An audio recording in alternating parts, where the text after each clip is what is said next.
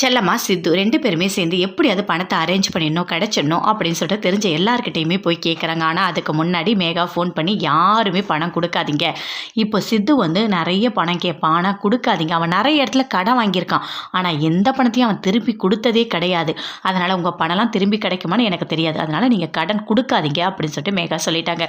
சித்து, செல்லம்மா 2 பேரும் போயிட்டு எல்லா இடத்துலயுமே கேட்குறாங்க. ஆனா எல்லாரும் ஒரே பதில தான் சொல்றாங்க. பணம் இப்போ என்கிட்ட இல்ல அப்படின்னு சொல்லிட்டு.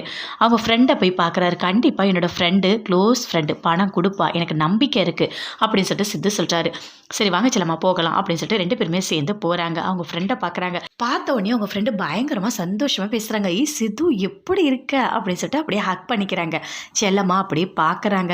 "என்ன சித்து, சூப்பரா இருக்க நீ. என்ன மேரேஜ் ஆயிடுச்சா இல்லையா?" அப்படின்னு சொல்லிட்டு கேட்குறாங்க. "இல்ல, இன்னும் மேரேஜ் ஆகல" அப்படின்னு சொல்லிட்டு சித்து சொல்றாரு. "ஏய் சூப்பரா இருக்க, ஹேண்ட்ஸமா இருக்க. இன்னும் எனக்கு கூட மேரேஜ் ஆகல தெரியுமா?" அப்படின்னு சொல்லிட்டு அவங்க ஃப்ரெண்டு சொல்றாங்க. இதெல்லாம் பார்க்கும்போது செல்லம்மாக்கு பயங்கரமா பொறாமையா இருக்கு. அப்படியே பார்த்துட்டே இருக்காங்க.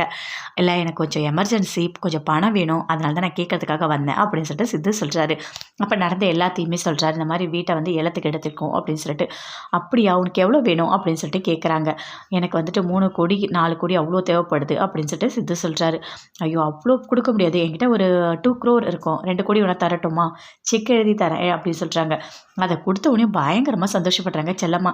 "பரவாயில்ல, கொஞ்சமாவது பணம் கிடைச்சிருக்கு" அப்படின்னு சொல்லிட்டு. "ரொம்ப தேங்க்ஸ். கண்டிப்பா அந்த பணத்தை நான் திருப்பி கொடுத்துருவேன்" அப்படின்னு சொல்லிட்டு சித்து சொல்றாரு. "அதெல்லாம் ஒன்றும் இல்லை, நீலாம் கரெக்டாக கொடுத்துருவேன்னு எனக்கு தெரியும். சரியா? இப்போ உன்னோட எமர்ஜென்சிக்கு இது யூஸ் ஆகுது. ஓகேவா?" அப்படின்னு சொல்லிட்டு அவங்க ஃப்ரெண்டு சொல்கிறாங்க. ரொம்ப சந்தோஷமாக 2 பேரும் ரொம்ப நெருக்கமாக பேசிக்கிறாங்க. அதை பார்க்கும்போது செல்லம்மாக்கு தாங்கவே முடியல. பயங்கரமாக கோவம் வருது. அப்படியே பார்த்துட்டே இருக்காங்க.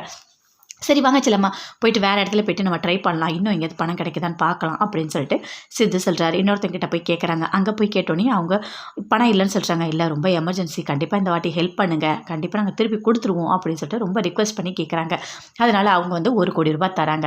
"பரவாயில்ல, 3 கோடி ரூபா கிடச்சிருக்கு. இன்னும் 1.5 கோடி வேணுமே. கிடைச்சா தான் கண்டிப்பாக அந்த இடத்த வந்துட்டு நம்ம வாங்க முடியும். என்ன பண்ணுறது?" அப்படின்னு சொல்லிட்டு அப்படியே ட்ரை பண்ணிகிட்டே எல்லார்கிட்டையுமே கேட்குறாங்க.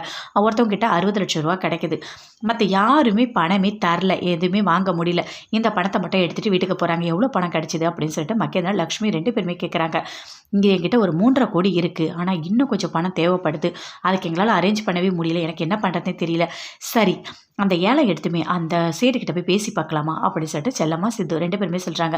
"சரி, போய் பேசலாம் செல்லம்மா" அப்படின்னு சொல்லிட்டு 2 பேருமே போயிட்டு பேசுகிறாங்க. அவர்கிட்ட சொல்கிறாங்க. "எங்ககிட்ட 3.5 கோடி தான் பணம் இருக்குது. இன்னும் கொஞ்சம் பணம் கம்மியாக இருக்குது. எனக்கு ஒரு 3 மாதம் டைம் கொடுங்க. கண்டிப்பாக அந்த பணத்தை நான் செட்டில் பண்ணிடுறேன்" அப்படின்னு சொல்லிட்டு செல்லம்மா சொல்கிறாங்க. "அதெல்லாம் முடியாதும்மா. பணம்னா கரெக்டாக இருக்கணும். எனக்கு பணத்தை கொடுக்கறதா இருந்தால் குறிப்பிட்ட டைம்குள்ளே கொடு. அப்படி உன்னால் கொடுக்க முடியலன்னா இன்னொருத்தவங்க அந்த இடத்த வாங்கிப்பாங்க. அதுவும் பணம்லாம் ரெடியாக வச்சுருக்காங்க. புரியுதா? ஏதோ இந்த வீட்டோட நீ வந்துட்டு அவங்க பொண்ணுன்றதுனால தான் உங்களுக்கு வந்து இந்த வாய்ப்பே நாங்கள் கொடுத்தோம். அதை நீங்கள் மிஸ் பண்ணிங்கன்னா அதுக்கு நாங்கள் பொறுப்பில்லை. எங்களுக்கு குறிப்பிட்ட டைமில் பணம் வேணும்" அப்படின்னு சொல்லிட்டு சேட்டு சொல்கிறாரு. கொஞ்சம் ரொம்ப ரெக்வஸ்ட் பண்ணி கேட்குறாங்க. "இல்லை, ஒரு 3 மாதம் தயவு செய்து கொடுங்க. எங்களால் பணம் ரெடி பண்ண முடியல" அப்படின்னு சொல்லிட்டு. "அதெல்லாம் முடியாதும்மா. ஃபைனல். பணத்தை வச்சா வீடு, இல்லைனா இல்லை" அப்படின்னு சொல்லிட்டு அங்கேருந்து சேட்டு போயிட்டாரு. பயங்கரமாக ஃபீல் பண்ணுறாங்க. "என்ன சார் பண்ணுறது? இன்னும் இவ்வளோ பணம் தேவைப்படுது. யார்கிட்ட போய் கேட்குறதுனே தெரியல" அப்படின்னு சொல்லிட்டு பயங்கரமாக ஃபீல் பண்ணிட்டாங்க.